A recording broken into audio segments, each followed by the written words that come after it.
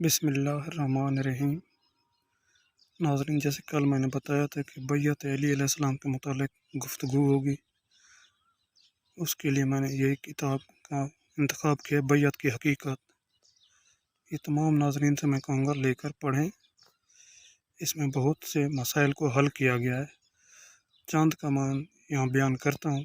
پہلے ہوگی کہ بیعت کے صحیح ہونے کی شرائط کیا ہیں۔ یہ روشن حقائق بالکل ہیں کہ حضرت علی علیہ السلام نے بالکل بیعت نہیں کی تھی، اگر کی تھی تو جبراً تھی، اس کا حقیقت سے تعلق نہیں ہے۔ اس کتاب میں اہل سنت کتابوں کے حوالے دے کر مصنف نے بات کو واضح کیا ہے، نہ کہ اپنی طرف سے کوئی اس نے بات کی ہے۔ اہل سنت کے کتب کا حوالہ دیا گیا ہے، اور بالخصوص مولانا محمد نافع صاحب کی کتب سے تمام روایت لی گئی ہیں جس میں یہ کہا گیا کہ حضرت علی علیہ السلام نے بیعت کی ہے۔ پہلے ہم بتاتے ہیں بیعت کے صحیح ہونے کی شرائط۔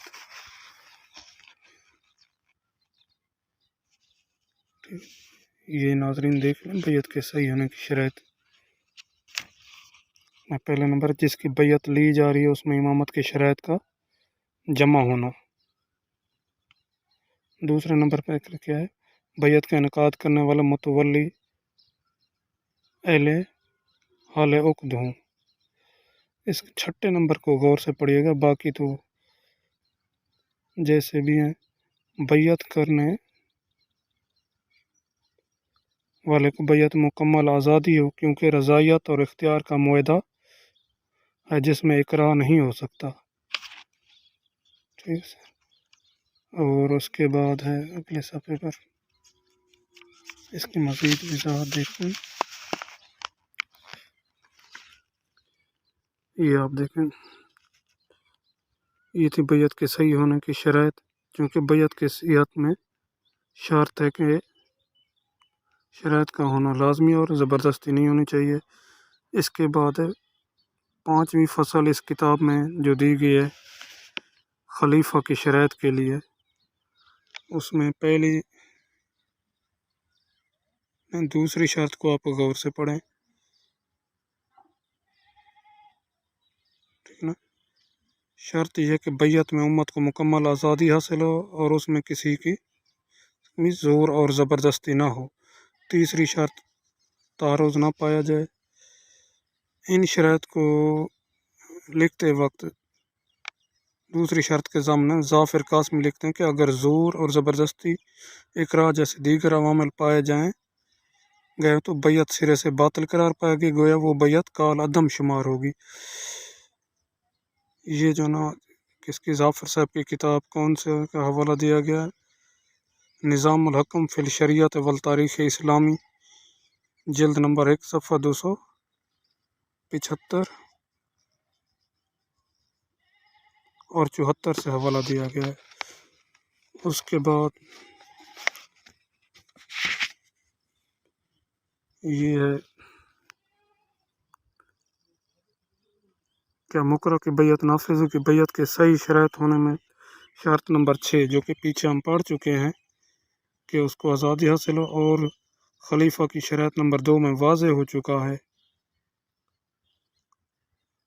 شرعی طور پر نافذ کہ بیعت مکرہ شرعی طور پر نافذ نہیں ہو سکتے۔ ٹھیک ہے، اس کے بعد ہم آگے چلتے ہیں جہاں سے مولانا محمد نافع صاحب نے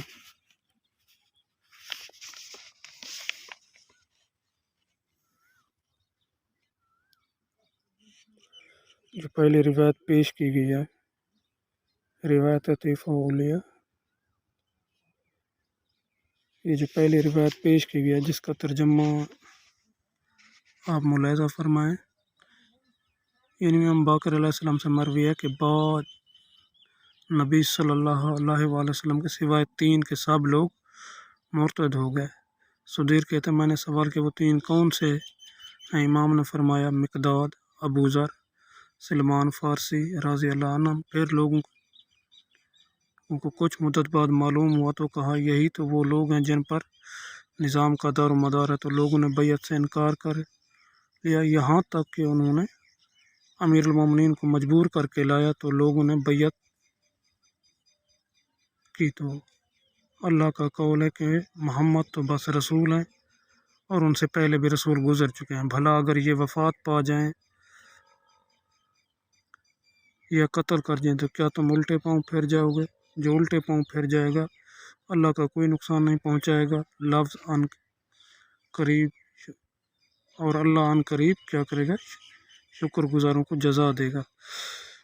یہ مولانا محمد نافع صاحب نے اپنے کتاب میں اس کا حوالہ دیا ہے کہ حضرت علی علیہ السلام نے بیعت کر لی تھی۔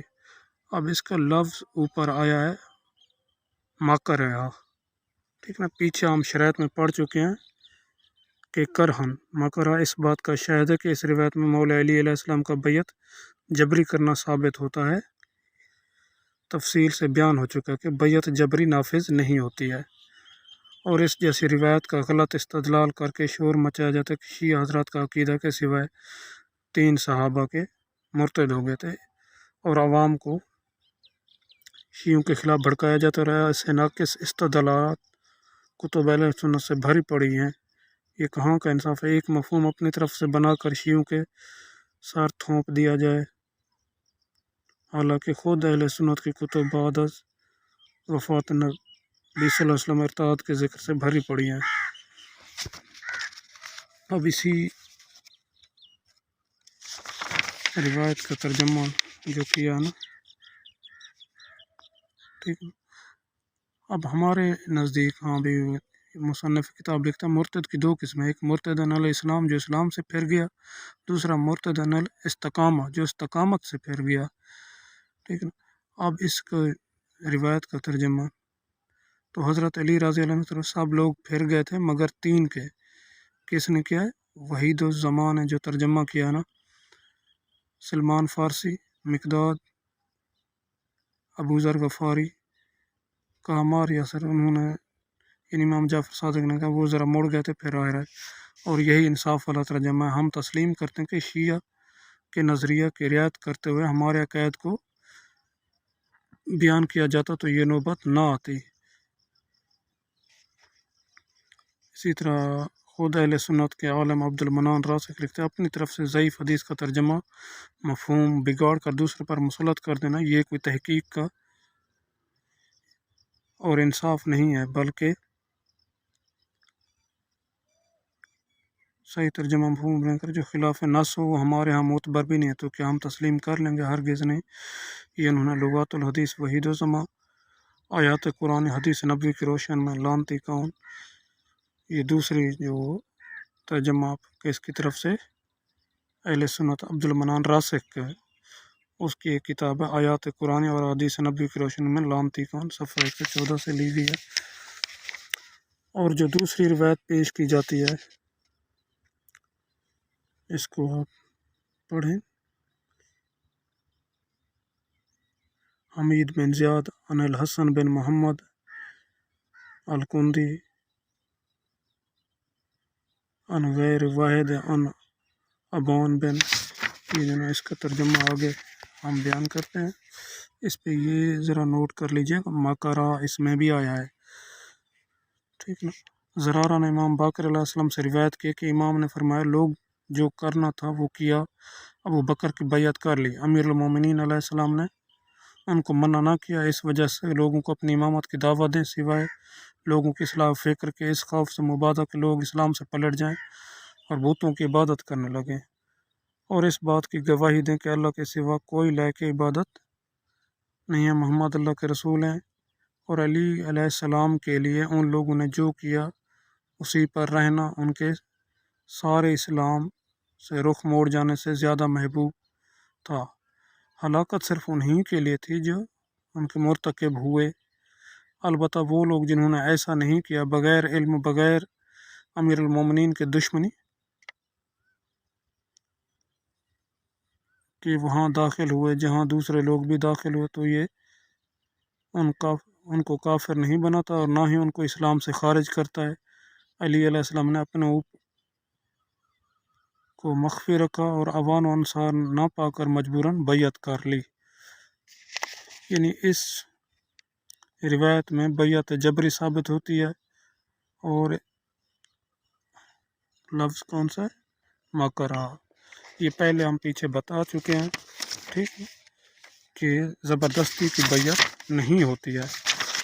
آج یہ 2 روایت کافی ہیں، ٹوٹل 7 روایتیں ہیں۔ انشاءاللہ کل مزید پیش کروں گا میں، اور اس پہ مزید بحث ہوگی۔ آپ